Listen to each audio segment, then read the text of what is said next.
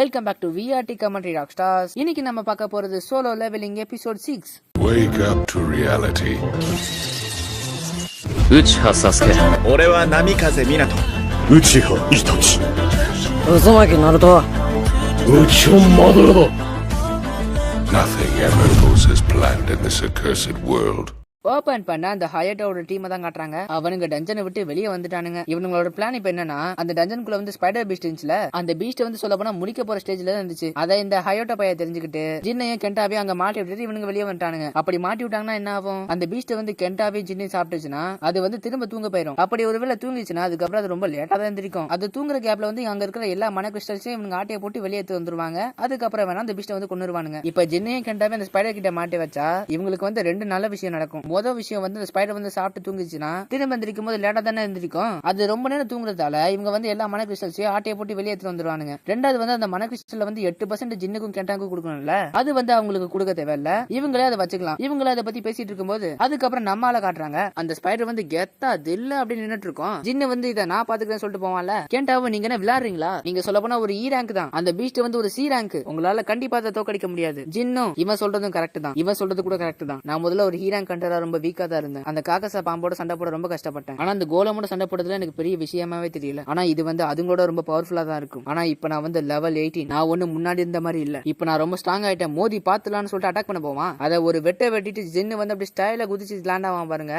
கென்டாலாம் அதை பார்த்து செம ஷாக் ஆயிருவான். இவர் உண்மையிலே ஹீராங் கண்டரான்னு ரொம்ப ஷாக் ஆயிருவான். ஜின்னும் இந்த ஹண்டரோட வேட்டை இனிமே தான் ஆரம்பிக்க போகுது அப்படின்னு சொல்லிட்டு ஜின்னு தாறு மாற அட்டாக் பண்ணுவான். ஆனா அந்த ஸ்பைடரோட பாடி இரும்பு மாதிரி இருக்கு, ரொம்ப ரொம்ப ஸ்ட்ராங்கா இருக்கு. கொஞ்சம் விட்டா ஜின்னையே கொண்டிருக்கும். அதுக்கப்புறம் ஜின்னு செம்ம ஃபர்ஸ்டா பயங்கரமா அட்டாக் பண்ணுவான். ஜின்னு இவ்வளவு பயங்கரமா சண்டை போறத பார்த்து கென்டாலாம் ரொம்ப ரொம்ப ஷாக் ஆயிருவான். இவர் சண்டை போறது இவரோட மூவ்மெண்ட் ஸ்பீடையும் பார்த்தா இவர் உண்மையிலே ஈரான் கண்டரே இருக்காது. எனக்கு தெரிஞ்சு இவர் ஒரு ஃபால்ஸ் சென்டரா தான் இருப்பாரு. சமூகத்தை பொறுத்த வரைக்கும் அவங்க ரொம்ப ரொம்ப வீக்கானவங்களா தான் தெரிவாங்க. அவங்க வந்து E ரேங்க் இல்ல D ரேங்கா தான் இருப்பாங்க. ஆனா அவங்க அவங்களோட ரேங்கோட ரொம்ப ரொம்ப பவர்ஃபுல்லா இருப்பாங்க. எல்லாரும் முன்னாடி வீக்கா இருக்க நடிச்சு ஆனா உள்ளுக்குள்ள பயங்கரமான மான்ஸ்டரா இருப்பாங்க. இப்படிப்பட்டவங்க எல்லாம் மனுஷங்களை ரொம்ப ஈஸியா பொழுதுபோக்கா கொள்ளுவானுங்க. எனக்கு தெரிஞ்சு இவர் அப்படிப்பட்டவரா தான் இருக்கணும். இந்த பக்கம் நம்மால 57% ரொம்ப சோர்வாயிட்டான். ஜின்னு மட்டும் ரொம்ப சோர்வாயிட்டானா அவன் ஸ்பீட் அவன் ஸ்ட்ரென்த் எல்லாம் எல்லாமே குறைஞ்சிடும்ல. அப்படி ஆறதுக்கு முன்னாடி கண்டிப்பா ஸ்பைடர் கொன்னே ஆகணும். ஜின்னோட கத்தில வந்து இந்த பெராலிசிஸ் பவர் இருக்குல்ல, பெராலிசிஸ்னா எதிரி மேல குத்துனா அவங்க நகர கொஞ்சம் கஷ்டப்படுவாங்க. அந்த பவர் தான் ஜின்னோட கத்தில இருக்கு. இந்த பீஸ்டோட வீக்னஸ் வந்து அதோட கண்ணு தான். கண்ணுல அட்டாக் பண்ணி இதை நகர முடியாம பண்ணி கொண்டுலாம் சொல்லிட்டு ஜின்னும் அட்டாக் பண்ணுவான். ஆனா அது ஆசிட் மாதிரி என்னமத்தையோ ஒண்ணு துப்பும். நல்ல வேளை ஜின்னு வந்து டாஜ் பண்ணிருப்பான். இந்த பீஸ்டோட உடம்பு இரும்பு மாதிரி இருக்கு, இதுல வேற ஆசிட வேற துப்புது. இதை எப்படிதான் தோக்கடிக்குதுன்னு முழிச்சிட்டு இருப்பான். அப்பதான் ஜின்னுக்கு வந்து ஒரு புது ஆக்டிவ் ஸ்கில் ஓபன் ஆகும். அதுக்கு பேரு தான் டாஷ்.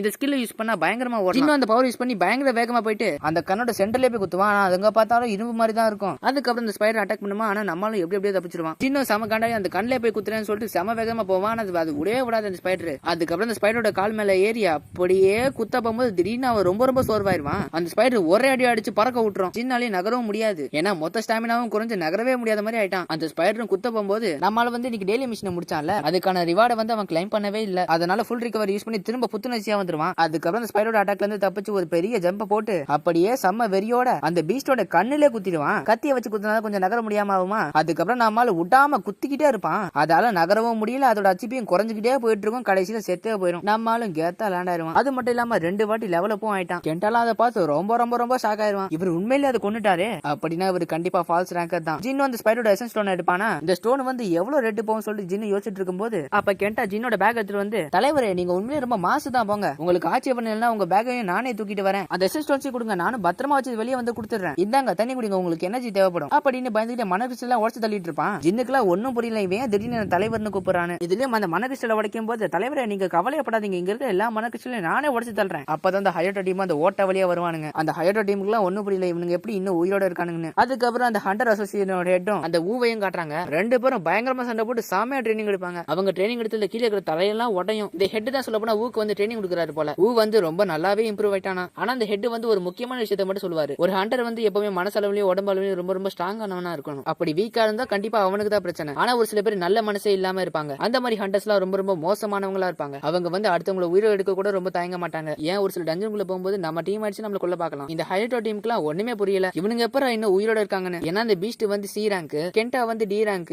ஜின்னு வந்து E ரேங்க். அப்ப எப்படி இவங்க கொண்டிருப்பானுங்க ரொம்ப டவுட்ல இருப்பானுங்க. ஒருவேளை D ரேங்க் கென்டா தான் கொண்டிருப்பான் கண்டிப்பா அந்த பீஸ்ட, ஏன்னா அவன் D ரேங்க் ஆச்சு. E ரேங்க் ஜின்லாம் கண்டிப்பா அதுக்கு நிக்க கூட மாட்டான். கென்டா வந்து ஒரு பெரிய பணக்கார குடும்பத்தை சேர்ந்தவன் சொல்லிட்டு இவனுக்கு வந்து வந்து ஒரு வாய்ப்பு கொடுப்பாங்க. அது என்னன்னா இவன் வந்து ஜின்னை கொல்லணுமா. ஏன்னா ஜின்னு வந்து ஈராங்க்ல இவன் ஈராங்க்ன்றதுல ரொம்ப ரொம்ப வீக்கா தான் இருப்பான். இப்படிப்பட்ட வீக்கானவங்க எல்லாம் எதுக்கு இந்த உலகத்துல உயிரோட இருக்கணும்? இவனுங்க இந்த உலகத்துல வந்து என்ன பண்ண போறானுங்க? அதனால கெண்டா நீ இப்ப வந்து இந்த பீஸ்ட கொன்னல, அதே மாதிரி இப்ப நீ ஈரான் கண்டரான ஜின்னை கொல்ற. அப்படி நீ ஒருவேளை கொல்லலனா நாங்க எல்லாருமே சேர்ந்து உங்க 2 பேரையுமே கொன்றுவோம். இப்ப சொல்லு, ஒன்னு நீயே காப்பாத்திக்க போறியா இல்ல நீ வந்து அவனுக்காக சாக போறியா? நீ வந்து ஒரு டீரான் கண்டர், நீ வந்து ஒரு ஈரான் கண்டரை பார்த்து பயந்துட்டேன்னு மட்டும் என்ன சொல்லிடாத. கெண்டாவும் தயக்கமா நல்லா யோசிச்சுட்டு பயந்துகிட்டே அப்படியே கத்தி எடுத்துட்டு ஜின்னை நோக்கி போயிட்டு இருப்பான். ஜின்னை தான் அட்டாக் பண்ண போறான்னு பார்த்தா ஆனா அதுதான் இல்ல. நான் அப்படி நடக்க விட மாட்டேன்னு ஜின்னை பாதுகாக்கிற மாதிரி ஹயோட்டோ அட்டாக் பண்ற மாதிரி கத்தி நீட்டுவான். ஜின்னெல்லாம் அதை பார்த்துட்டு ரொம்ப ரொம்ப பூரிச்சு போயிடுவான். பின்ன இப்பயும் ஜின்னை பாதுகாக்க நினைக்கிறான்ல. அதுக்கப்புறம் இவனுங்க எல்லாம் ஒன்னா சேர்ந்து அப்படின்னா 2 பேருமே சேர்ந்து சாகுங்கன்னு சொல்லிட்டு கத்தி எடுத்துட்டு வருவானுங்க. இவங்க 2 பேரும் கூட அட்டாக் பண்ண ரெடியா வராங்க. ஆனா அப்பதான் ஜின்னோட சிஸ்டம்ல வந்து ஒரு புது நோட்டிபிகேஷன் வரும். அதாவது ஒரு புது மிஷின் வரும். அது என்ன மிஷினா, ஹயோட்டோ டீம்ல இருக்கிற எல்லாரையும் கொல்லணும். அதை பார்த்து ஜின் இது என்ன இப்படிப்பட்ட மிஷினை கொடுக்குன்னு சொல்லிட்டு ரொம்ப ஷாக் ஆயிருவானா. அப்ப இதுதான் ஒருத்தன் கேப்னு ஏதோ ஒரு வெடிக்கிற பேர் வந்து ஜின்னை நோக்கி விட்டுருவான். கெண்டாலாம் மிரண்டு போயிருவான். நம்மால் எங்க இருக்கான்னு பார்த்தா அட்டி வாங்கி காயத்தோட கல்லுக்குள்ள மாட்டிட்டு இருப்பான். அதுக்கப்புறம் வெளியே ஒரு சில பொண்ணுங்களை காட்டுறாங்க. ப்ளூ கலர் ட்ரெஸ் போட்டுருக்கல அந்த பொண்ணு வந்து ஒயிட் டேகர் கில்ட்ல வந்து வேலை பாக்குறா. ஒயிட் டேகர் கில்ட் வந்து உண்மையா தாறுமாறான கில்ட் அப்படி இப்படி சொல்லிட்டு பேசிட்டு இருப்பாங்களா.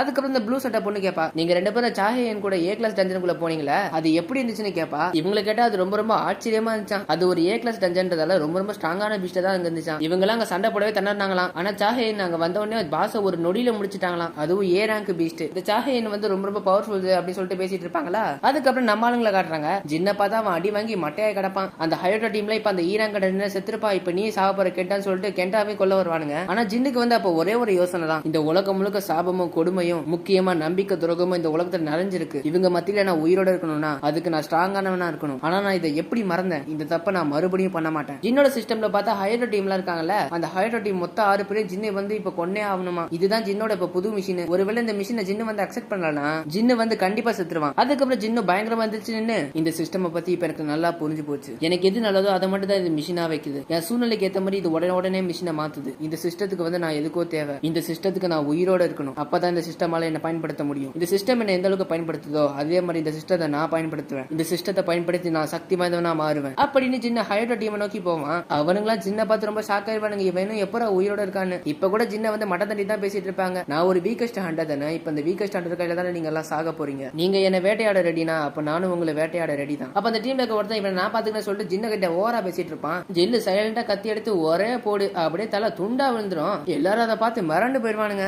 போய் ஒரு ஈராங்கட்டர் எப்பரா இவனை கொண்டான்னு சொல்லிட்டு எல்லாரும் ரொம்ப ஆச்சரியமா இருப்பாங்க. 6 பேர்ல ஒருத்தவனை கொண்டாச்சு. ஆனா ஜின்னுக்கு வந்து இப்போ ஒரு மனுஷனை கொண்டான்னு சொல்லி கொஞ்சம் ஆச்சரியமா இருப்பானா. ஆனா இது எல்லாமே ஏன் நல்லதுக்கு தான் சொல்லிட்டு மத்தவங்க எல்லாரும் கொல்ல போவான். அந்த ஹைட்ரோ டீம் ஆளுக்கு ஒவ்வொரு பக்கத்துல இருந்து அட்டாக் பண்ண வருவானுங்க. ஜின்னு செம்ம ஸ்பீடா ஜின்னு வந்து அந்த கத்தியை வச்சுட்டு ஒவ்வொருத்தனையா கொண்டுட்டு இருப்பான். இதுல பெராலிசிஸ் பவர் அச்சிபி ட்ரெயின் பவர்லாம் இருக்கா, அதனால ரத்த வாந்தி மாதிரிலாம் எடுப்பானுங்க. அதுக்கப்புறம் ஏன்னா அவங்க இப்படி துடிக்க விடணும்னு சொல்லிட்டு அவங்க 2 பேரையும் கொண்டுருவான். அதுக்கப்புறம் இன்னொருத்த வில்லம்பு மாதிரி அடிச்சிட்டு இருப்பான். சரியான வேகத்துல வந்து அவனையும் கொண்டுருவான். அதுக்கப்புறம் இந்த மேஜிக் மாதிரி ஒன்று விடுவான், அவனையும் கொடூரமா கொண்டுருவான். 6 பேர்ல 5 பேரை முடிச்சாச்சு. டென்டாலாம் செம்ம ஷாக்ல இருப்பான். அந்த பாசோட சண்டை போறதை விட இப்ப ரொம்ப பவர்ஃபுல்லா திடீரான்னு அதுவும் டைமே விடாம ஒவ்வொருத்தனையா கொண்டுட்டு இருப்பான்ல, அதெல்லாம் பயங்கர சீனா இருக்கும். இந்த ஹயோட்டோ வந்து எப்படி ஒரு ஹீராங்கட்டர் இப்படி கொள்றான்னு சொல்லிட்டு இவன் ஒரு பக்கம் அவன் பவரை வெளியே கொண்டு வருவான். இவனோட பவரே சொல்ல போனா உடம்புல ஸ்ட்ரென்த் அதெல்லாம் ஏத்துறது தான். அதனால அவன் உடம்பு வந்து கொஞ்சம் ரொம்ப ஸ்ட்ராங்காவும் ரொம்ப ஸ்பீடாவும் ஆயிருவான். அது மட்டும் இல்லாம ஜின்னோட கத்தியில வந்து பெராலிசிஸ் பவர் இருக்குன்னு இவன் கண்டுபிடிச்சிருவான். அந்த கத்தியால என்ன தொடக்கூட முடியாதுன்னு சொல்லிட்டு செம்ம வேகமா ஜின்ன அட்டாக் பண்ண வருவான். ஆனா நம்ம ஜின்னு செம்ம கேஷுவலா பார்த்துட்டு செம்ம வேகமா ஒரு ஸ்மூத்தான ஜம்பை போட்டு நீங்க உண்மையிலே ரொம்ப பவர்ஃபுல் தான், ஆனா அது என்கிட்ட வேலைக்கு ஆகாது அப்படி சொல்லி தரையிலே அடிப்பான். அடிச்சதுல தரையெல்லாம் பொழந்துக்கும். அதுக்கப்புறம் அந்த ஹயோட்டோ வந்து பயத்துல உயிர் பிச்சை கேட்பான். இந்த மனபிஸ்ட் எல்லாத்தையும் நீ எடுத்துக்கோ, நான் தயவு செஞ்சு என்ன உயிரோட விட்டுரு அப்படின்னு சொல்லிட்டு ரொம்ப கன்வின்ஸ் பண்ணிட்டு இருப்பான். ஆனா ஜின்னு வந்து நீ என்ன 3 வாட்டி கொல்ல பாத்துருக்க, இதுக்கப்புறம் என்னால உன்னை எப்படி சும்மா விட முடியும், அதனால சாக தயாரா இருப்பான். ஹயோட்டோ உன்னால கண்டிப்பா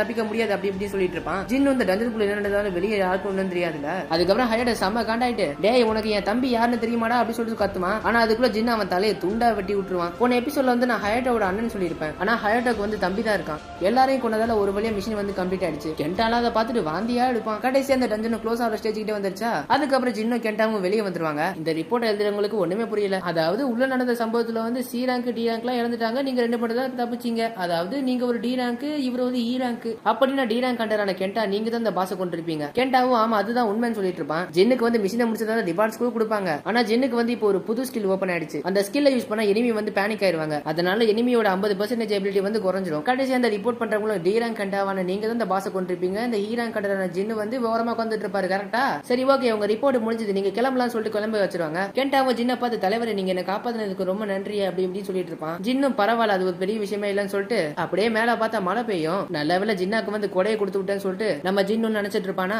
அதுக்கப்புறம் அமெரிக்கால பல்காவதவனை காட்டுறாங்க. அவனை பயங்கரமா காட்டுறதோட இந்த எபிசோட இதோட முடிக்கிறானுங்க.